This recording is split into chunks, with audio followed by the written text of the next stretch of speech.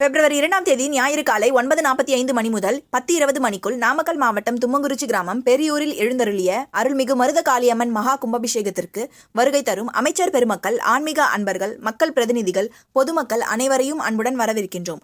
இங்கனம் விழா குழுவினர். சிவ பக்தர்களால் தென் கைலாயம் என்று போற்றப்படும் வெள்ளியங்கிரி மலை பக்தர்கள் மலையேற்றத்திற்காக திறக்கப்பட்டுள்ளது.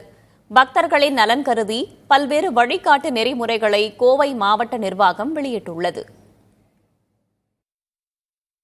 முதியவர்கள், குழந்தைகள், உயர் இரத்த அழுத்த நோய், இதய நோய் பாதிப்பு, நுரையீரல் நோய், சிறுநீரக கோளாறுகள், சர்க்கரை நோய், வலிப்பு நோய், இரத்த சோகை உள்ளவர்கள் மலையேற்ற பயணத்தின் போது மிகுந்த கவனத்துடன் இருக்க வேண்டும்.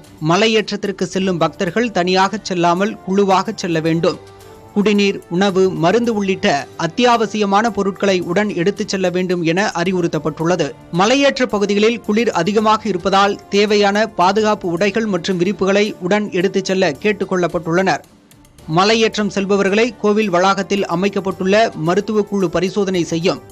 உடற்தகுதி இருக்கிறது என மருத்துவ குழு அனுமதி வழங்கிய பின்னரே மலையேற அனுமதிக்கப்படுவர். பயணத்தின் போது உடலின் நீர்ச்சத்து குறையாமல் இருக்கும் அளவிற்கு நீர் பருகுமாறு கேட்டுக் கொள்ளப்படுகிறார்கள்.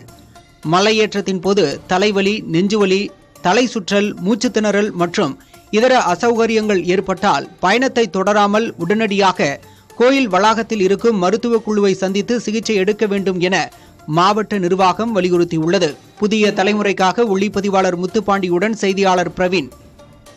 பிப்ரவரி 2ஆம் தேதி ஞாயிறு காலை 9:45 மணி முதல் 10:20 மணிக்குள் நாமக்கல் மாவட்டம் தும்மங்குறிச்சி கிராமம் பெரியூரில் எழுந்தருளிய அருள்மிகு மருத காளியம்மன் மகா கும்பாபிஷேகத்திற்கு வருகை தரும் அமைச்சர் பெருமக்கள், ஆன்மீக அன்பர்கள், மக்கள் பிரதிநிதிகள், பொதுமக்கள் அனைவரையும் அன்புடன் வரவேற்கின்றோம். இங்கனம் விழா குழுவினர்.